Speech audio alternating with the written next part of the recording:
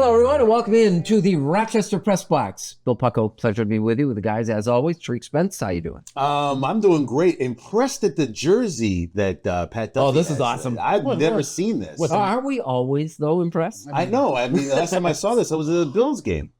Look at this thing. The Josh Allen Wyoming Poinsettia Bowl. Is it poinsettia or poinsettia? Because I've heard it both ways. It's not Setia, it's Are poinsettia. you sure? Because it looks like poinsettia. It's spelled that way, it is poinsettia. Okay, so you don't have to be This is what I do. You don't have to be so aggressive about it. It's all I got. question. Just It's say all I have. you're I don't wrong, have one of Duffy. these That's all. jerseys. He's right. You're wrong. So a little history on it. Well, I mean, it's Josh Allen's Wyoming jersey, right? It's, this is a guy that nobody paid attention to until the end of his junior year, and who I was very upset with the Bills taking because I thought Josh Rosen was going to be that quarterback that was going to lead the Bills back to prominence.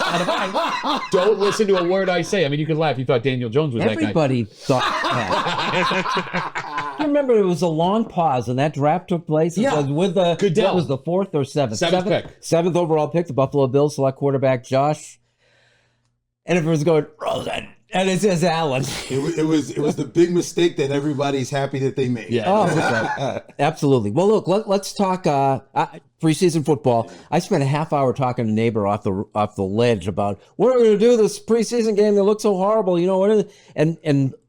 And I kept it took me that long to tell him it really doesn't mean anything. Does it mean anything? Well, the word for this preseason before we start the season is uncertainty. And I think the reason why you say that is because you want it to mean nothing. You want that Bills game against the Chicago Bears to mean absolutely nothing. They're just working out the kinks. It's fine. Josh will play this game. He'll do this. And then we're ready for the NFL season.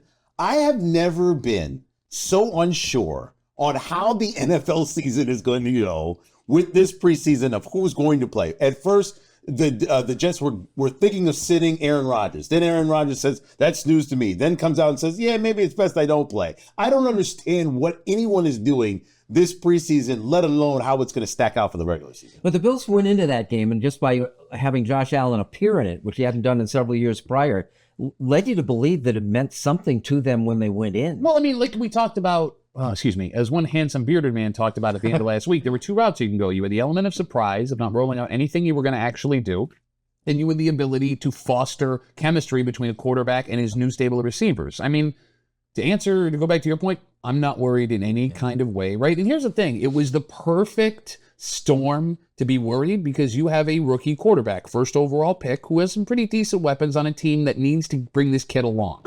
The Bears made a calculated decision to show more than they should have in a preseason game to get their guy comfortable. And I understand that. And I get that McDermott's going to come out and say what he says, about him being nervous, because that's McDermott, right? He's always nervous about everything. I put no stock in that performance. I would be completely fine. In fact, I would prefer if Josh Allen didn't play another snap in the preseason, because let's say they come out and look great this weekend. Does that put the... Well, that's what I'm thinking. I mean, does it change week to week? Like, if they win, it's meaningful. If they lose, I think it's even more important he doesn't play, and I'll tell you why. You need to know who your backup quarterback is going to be. You need to know who your wide receivers are going to be. There's been a lot of... I know this is not the Bill segment, but it is a cause for concern when we bring it up later on.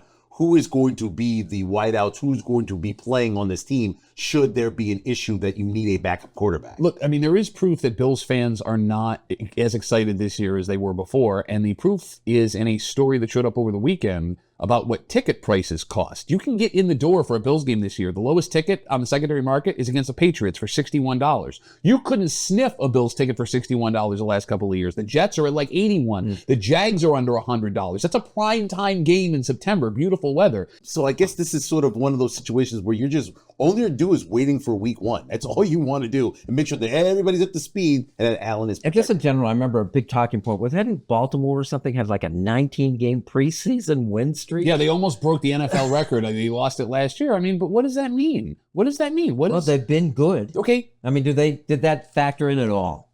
I don't think so. Okay, they've been good. The Bills have been more successful over the last 5 years. I mean, don't get me wrong. I love Lamar Jackson. I love watching Lamar Jackson play. He's got his MVPs and everything, right? But what have they done that the Bills haven't done? The Bills have had more playoff success than Baltimore has. Preseason is only for people who are rookies that are coming in, guys getting used to a new system, and guys coming off an injury. I think those are the reasons why you have them out there. You have your backups ready. We are the Rochester Press Box. We're going to talk a little more Buffalo Bills and Josh Allen next.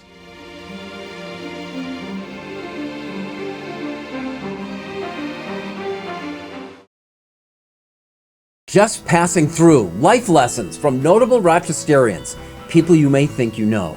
Don Elhart, Maggie Brooks, John Dady, and Stacy Pension, J Mac and Soccer Sam, Fred Costello, and Jake Zembeck, along with 21 more. How they all got from there to here. It's a new book by Bill Pucko, available for $12 postpaid only from rocksportsnow.com. Try it, and thank you.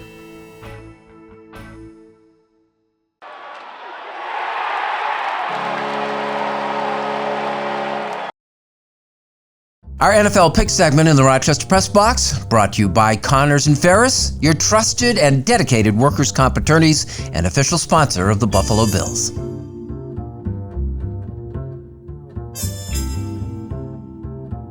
Welcome back. Thanks for joining us here. This is the Rochester Press Box, talking Buffalo Bills in the segment brought to you by Connors and Ferris, your workers' comp attorneys. I had a great phrase, and the Bills are getting a lot of national shows are talking about a lot about the Buffalo Bills because they really are. I think an interesting team, but Eric Mangini on a Fox show used the term to describe Josh Allen as a force multiplier. I think it's the perfect way to put it. I mean, look, let's look at the history, and I know it's hard the last couple of years with Stephon Diggs being as talented as Stephon Diggs to point and say, well, Stephon Diggs was good because of Josh Allen, because you can make the same argument the opposite way. But let's look at some other wide receivers that Josh Allen has had. Remember Robert Foster? No, you don't. He was a phenomenal wide receiver with Josh Allen, a speedster who caught a couple of long touchdown bombs because Josh Allen was his quarterback. You look at what happened to Beasley after he left Buffalo. He completely disappeared and it was all over with. LaShawn McCoy, I mean, at the end of his career, obviously, but he was having issues because Josh Allen wasn't in the backfield with him. John Brown, the same situation. It's going to be interesting to see what Gabe Davis looks like with someone other than Josh Allen throwing him the football. I think you can make an argument with who's been in and who has come out that you are having amazing seasons with Josh Allen as your quarterback and middling to unproductive seasons without him. Listen, the Buffalo Bills have a number one. They have a number one quarterback. And all of these quarterbacks that are getting paid $40, $55 million, their teams don't even believe they're number one. They just have to pay them right now because that's what the value goes for a number one quarterback. That being said, this is the ultimate test for Josh Allen. You've got a number of guys, some of them who have never played wide receiver at the NFL position. We're talking rookies here. Who, with the game on the line, Duffy, do you think that Josh Allen's going to with an assured first down or at least touchdown? Dawson Knox or Dalton Kincaid, one of the two tight ends. And I think that's fine. I mean, I'm looking forward to the way that they run that offense. And that's what the other funny thing to me is with this whole Josh Allen no wide receiver thing, right? Like everyone wants to point, there's no wide receivers, there's no wide receivers, there's no wide receivers. You look at the way that Kansas City ran that offense last year, it's the same offense. Unproven wide receivers with an all-pro tight end. You may have two of them on this Bills roster, yet the Bills are insane for attempting to do what won Kansas City a Super Bowl last season. It doesn't add up to me. I think it does add up in the sense that, with the Kansas City, you bring in Andy Reid and his offensive mind with that team, with that quarterback and the way they play, and a defensive coach with the Buffalo Bills, who's an offensive coordinator you have been worried about before. You know what's funny to me? Because your guy's been around a little bit, Bill. It's funny how everyone loves to talk about how great Andy Reid's offensive mind was when it was only 3 or 4 years ago that Andy Reid couldn't get out of his own way and get the job done because his offensive mind wasn't firing enough. It's amazing what one talented player, i.e., Patrick Mahomes or Josh Allen, can do to change the perception about an NFL coach and where his mind is at. But the point of the show, and to go back to force multiplier again, what a great term, is just that they were saying, like, how important is it that, that Josh Allen gets weapons to be able to do things? And their point was, he doesn't need weapons. He creates weapons. Oh, he is a weapon in and of himself because of his running ability. So he is a dangerous guy on all facets. Now, Allen, like Mahomes did last year, you get to grab the rest of the team and pull them to your level, as opposed to being given things to help you out. Look, it's this easy. And you guys know how brilliant I am when it comes to football, because everything I say just seems to come true. You can talk about star wide receivers. We point that out a lot. Well, I mean, when I'm wrong. And drafting Josh Allen, too. Oh, other than that. Okay. Yeah. But no, I mean, like, you can talk about the star wide receivers, and it's great to see the 80-yard bomb, right, and to see those talents on display. I am convinced that all an NFL offense really needs is a guy or two that can get you 6 yards per passing play. I'm worried about the bomb game. Josh Allen has every season 1 or 2 of these games where it just doesn't click at all. But that's every quarterback. Well, I just I watched Patrick Mahomes throw 3 interceptions against the Raiders last year. But this year, it's more so than ever. You're expecting that every single game, and then there's a jet game, and then there's a defensive team, and then it just looks terrible, and then you get what you got your first preseason game, a blowout. I will say what I say every single year. we are hypersensitive to Josh Allen, his performance in this team, because we are watching this team week in and week out. And if you go to any NFL market in the country, they are having the same discussion about Lamar Jackson, about Patrick Mahomes, way more about guys like Trevor Lawrence. What about Justin Herbert? I always said a bear because I've got my Bobby Owen back in my head. You look at these other guys. How do you say Josh Allen is the one that you have to be concerned about? It's going to happen. There will be bomb games. You find a way to bounce back. The Bills were at 5-5. They won the division and were the second seed in AFC last season. Get out of my face with this hitting the alarm bells. What are you going to do? And played better as Diggs' statistics went down. Can we say that mark right there? Save everything I just said. We save it all. We'll run it back when the Bills are the first seed in the AFC again this year. Our Bill segment was brought to you by Connors and Ferris. Like it or not is next. Okay.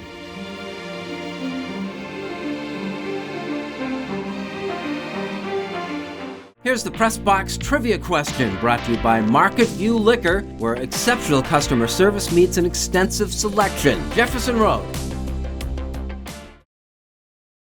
How about a journey behind the falls? Hello again, Michael O'Brien, your getaway guy. Yep, that's Niagara Falls. I'll take you here. Just look for the getaway guy right now on Facebook.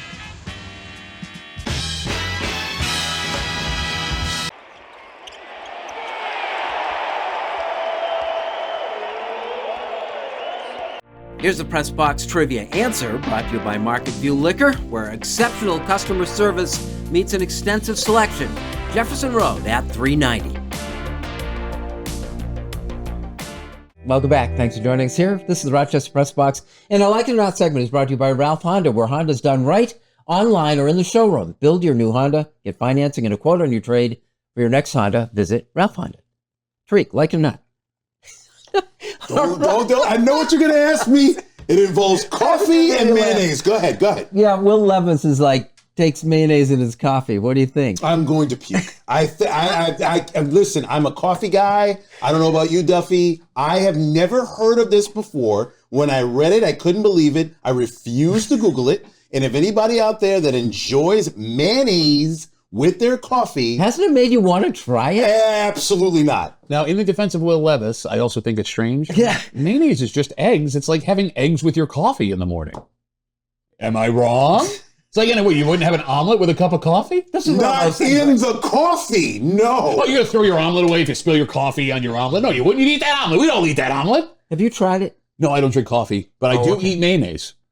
All right, so you're halfway home. Well, I mean, there was that story that this came up in the news again because he is going to be the face of a mayonnaise-inspired cologne.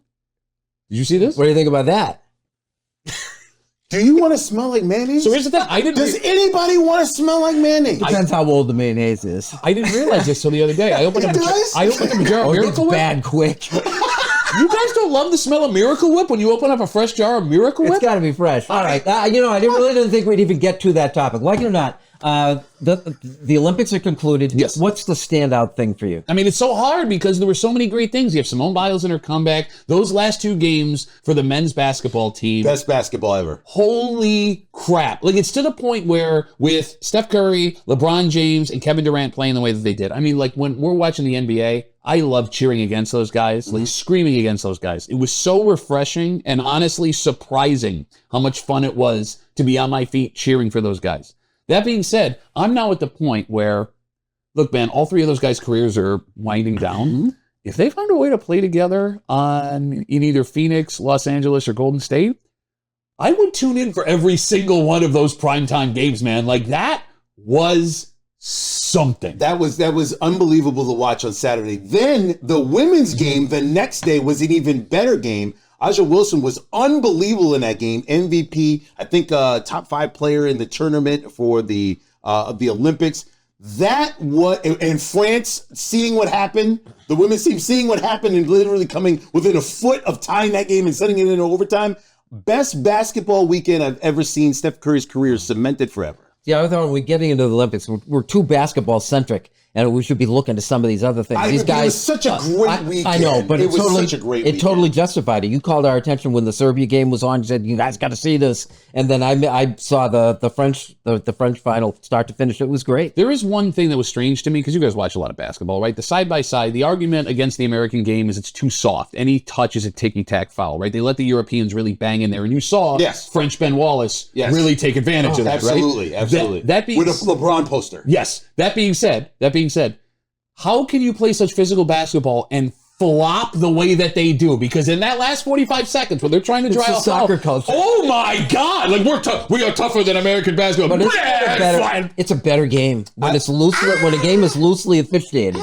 Like the NBA playoffs is loosely officiated. Not like it's that, better basketball. I am so sorry. This Australian totally ruined that competition. I had fun watching it. I disagree, and I'll tell you all why. Oh my God. And it's out in 2028. Why? Why did something happen? Because of one viral video. You didn't watch the whole thing. It was fun. No, they have a roster of events, and it's not going to be in LA in 4 Sad years. LA. Our Like It or Not segment was brought to you by Ralph Honda. Unfinished Business is next.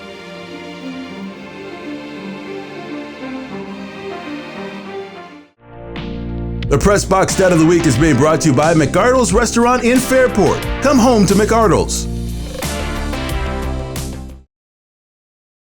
Came now to Eichel. He floated one. Welcome back. Thanks for joining us here in the Rochester Press Box. Time for Unfinished Business. Pat. You just heard Tariq talk about Olympic breakdancing, and I got great news for everyone watching. If you want to be an Olympian, it turns out you can just show up and roll around on the ground. Raygun was her name, an Australian 36-year-old breakdancer. She works as some kind of professor. She has a PhD. That's how bad the breakdancing was. I have roofs falling in on me. She brought the roof down of ridiculousness. Man, I was so excited for breakdancing. I was so excited to watch what the creativity was going to look like and how the Olympics was going to implement it into their competition. And to find out that anybody could just show up, get on a boat, and roll around on the ground. There wasn't qualifying. For breakdancing. Does not a single other person in Australia know how to breakdance? Look, man, breakdancing is not coming back to the Olympics, and I understand that may be a knee-jerk reaction. It's actually a financial issue. They almost didn't have it this year as well. But if we're going to get back what we got the first time we watched it, a 36-year-old Australian woman doing the kangaroo as a tribute to her country, I think we're going to be okay without it. I don't understand. What is the big deal with negotiating with NFL players before they even get to camp? I don't get the fact that there's so many guys who are reporting for these camp-ins. They'll say, hey, listen, I'll be there, but I'm not going to practice because I don't want to injure myself because I like the guaranteed contract. Or like Hassan Reddick for the Jets basically saying, sure, yeah, we're going to sign you. And then, by the way, we've had a few things here that have changed. We're not quite sure we're going to give you. What? What are you talking about? These open negotiations make camp even worse because you're watching all of your star players not play during the preseason. That's fine. If you're a coach and you're a player, and you're like, you know what? I want to save it for my 17-game, possibly postseason season that's coming up. But that being said, that's not what we're dealing with here. We're dealing with possibility of players sitting out and not playing because they can't negotiate with the team for the price that they're supposed to be playing at. And we're talking at all levels, defensive players, offensive players, all types of situations unresolved before camp. Please, my goodness, if we're going to invest as fans into this sport or fantasy football or bet on games, can we at least have these players signed and ready to go before the start of training camp? Steph Curry's career in a single word: audacity. Confidence of a kind that other people find shocking. Curry wanted to go to college at Virginia Tech, where his dad Dell went. They offered only a walk-on. So instead, he went to Davidson, scored 32 points against Michigan in only his second game there. Steph spent 3 glorious years at that Southern Conference school. He returned 13 years later to complete his sociology degree, which, among other things, made him eligible to have his number 30 retired, which Davidson did in 2022. Curry entered the NBA as the 7th pick of the 2009 draft. His Wikipedia page takes 45 minutes to read, but here are some of the highlights. He is a 4-time champion and twice MVP, 10 times All-NBA, twice the scoring leader. He owns every three-point shooting record in existence. Steph has been honored with awards for sportsmanship, community service, citizenship, and social justice. All of this brought back into focus with his 4 clutch three-pointers in the closing 2:43 of the United States Olympic gold medal winning game against France. Even at age 36, he is still the best at what he does, which is make every other 6'2", 180-pounder out there believe they can be like Steph, which of course they can't. There is no sports highlight in the general sense that compares to Curry heaving up a three-pointer from near half court and then turning his back to the shot because he knows it's going in. Pure audacity.